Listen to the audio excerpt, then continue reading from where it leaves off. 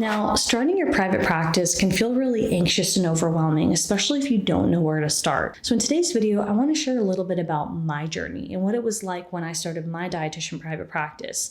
And I happen to have had done so while I was working a 9-to-5 job as a clinical dietitian. Now, the first question that you might be wondering is, can a dietitian start a private practice?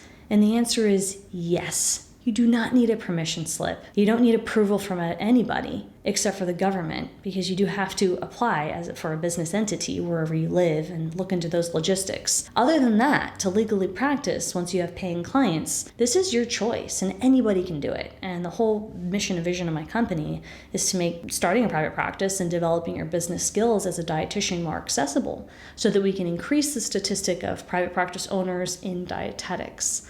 So the only person that needs to give you that approval is yourself. And that's where I find most of our clients struggle, is giving themselves permission to start and to grow and to be consistent with the efforts that it takes to build up your private practice. One thing that can help are affirmations. So what can help is for you to find words and phrases that can help you learn how to believe in yourself and how to have the confidence to do things that other people don't have the confidence to do to be able to make your business work. Now, nobody's saying that you have to create a full-time business if you are feeling like you want to get your feet wet. You can absolutely start your private practice on the side, which is what I did while I was working a full-time job. And I've said very, very often that, gosh, I wish I would have started when I was a student. But I started, and I'm glad that I started, even though I could have started sooner. I started, and that's what matters. So if you needed a permission slip to start your private practice as a dietitian, here it is. If you're wondering, what do private practice dietitians do? Well, our skill sets are varied.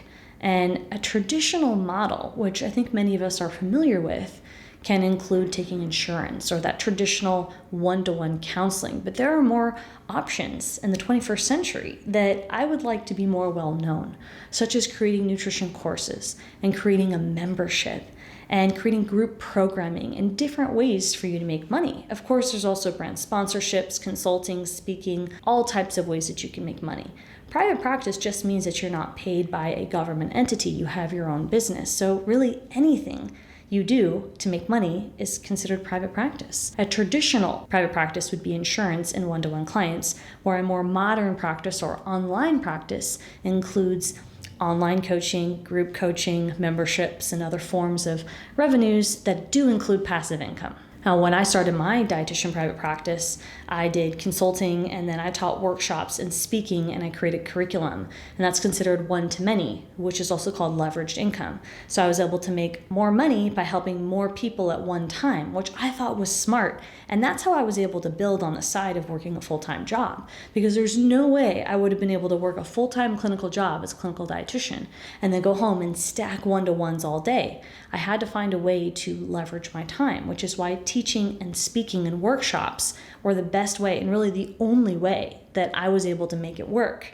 And that's why I teach our clients how to create group programming and online courses and memberships and create different revenue streams that are called passive income and leveraged income, so that you don't have to trade your time for dollars. Now, you can, if you want to do one-on-one coaching and counseling, that's absolutely an option, but just keep in mind that that can cause burnout if you don't have the systems in place or boundaries, which you can easily do. Just take some time to think about what those boundaries look like, and then don't forget to enforce them.